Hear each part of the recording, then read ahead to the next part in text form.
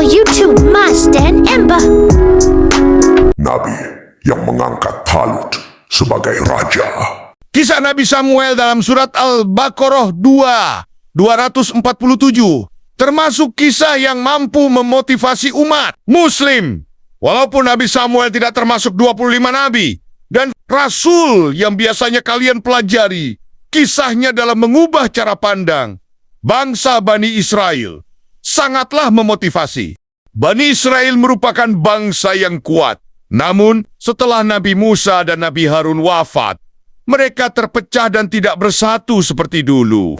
Mereka berebut kekuasaan dan ingin menjadi pemimpin. Karena itu, bangsa mereka menjadi lemah dan mudah dijajah oleh bangsa lain. Allah mengutus Nabi Samuel untuk menyelamatkan Bani Israel. Kaum Bani Israel meminta beliau untuk memilih dan mengangkat seorang pemimpin. Nabi Samuel berdoa kepada Allah Subhanahu wa Ta'ala agar diberikan petunjuk. Doanya terkabul. Allah Subhanahu wa Ta'ala memberikan petunjuk agar mengangkat Salut sebagai pemimpin. Secara kebetulan Nabi Samuel bertemu seorang pemuda bernama Salut yang sedang mencari keledainya yang hilang. Ia senang melihat Salut. Orangnya sederhana dan baik hati. Nabi Samuel kemudian membawanya kepada para pemuka Bani Israel. Betapa kaget mereka melihat Nabi Samuel dan pemuda itu. Mereka tidak mau menerima pilihan Nabi Samuel. Dia hanyalah orang miskin. Salut tidak pantas menjadi raja kami. Kata salah seorang pemuka Bani Israel, benar, kami jauh lebih hebat dari Salut. Sahut yang lainnya, janganlah kalian membanggakan diri dengan kekayaan kalian. Kalian membutuhkan pemimpin yang kuat, tidak dilihat dari kekayaannya. Apa yang dikehendaki Allah adalah yang terbaik untuk kita. Baiklah, kami menerima Salut menjadi raja kami. Akhirnya mereka menerima Salut sebagai raja Bani Israel. Kaum Bani Israel senang memiliki seorang pemimpin yang kuat dan berpengetahuan luas. Salut menghimpun Bani Israel supaya tidak terpecah belah. Ia menyatukan mereka dengan bijak. Bani Israel akhirnya menjadi bangsa yang kuat. Mereka tidak dijajah oleh bangsa lain. Pada waktu membebaskan Bani Israel dari penjajahan, Salut dibantu Nabi Daud yang waktu itu masih remaja.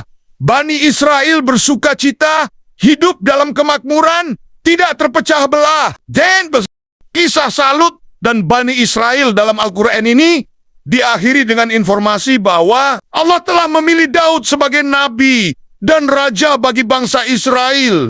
Allah Subhanahu wa Ta'ala berfirman, Allah memberinya Daud kerajaan dan hikmah dan mengajarinya apa yang dia kehendaki. Dan kalau Allah tidak melindungi sebagian manusia dengan sebagian yang lain, niscaya rusaklah bumi ini. Tetapi Allah mempunyai karunia yang dilimpahkannya atas seluruh alam. Kisah Salut sebagai representasi sosok pahlawan bangsa Israel ini dapat ditemukan dalam Quran Surah Al-Baqarah 2 ayat 246 hingga ke 251. Selain itu, perincian kisah tersebut juga dapat ditelusuri dalam Alkitab dengan inti kisah yang tidak jauh berbeda dari Al-Quran.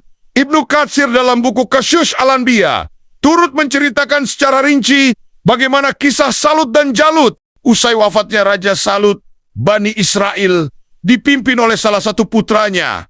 Sayangnya, sang putra pengganti Raja Salut bukan pemimpin yang baik. Dia justru sering bertindak tidak adil hingga berujung munculnya perpecahan. Pada perpecahan tersebut muncul dua kubu yang dipimpin oleh Nabi Daud dan putra Raja Salut.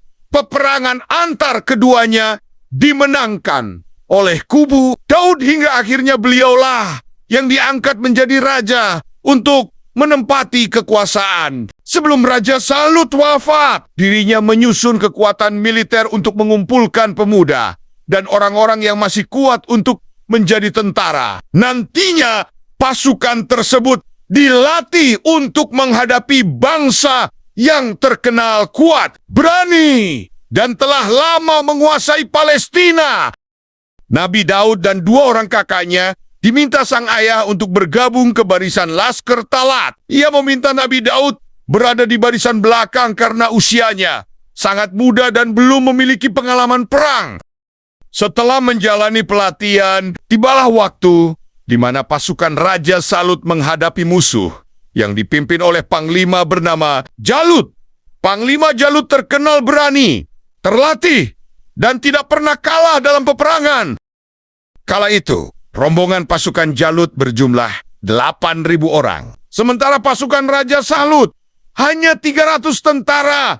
Dan Nabi Daud termasuk ke dalam salah satunya. Meski merasa takut, mereka bertawakal dan beriman kepada Allah, serta mengucap doa dalam surat Al-Baqarah ayat ke-250.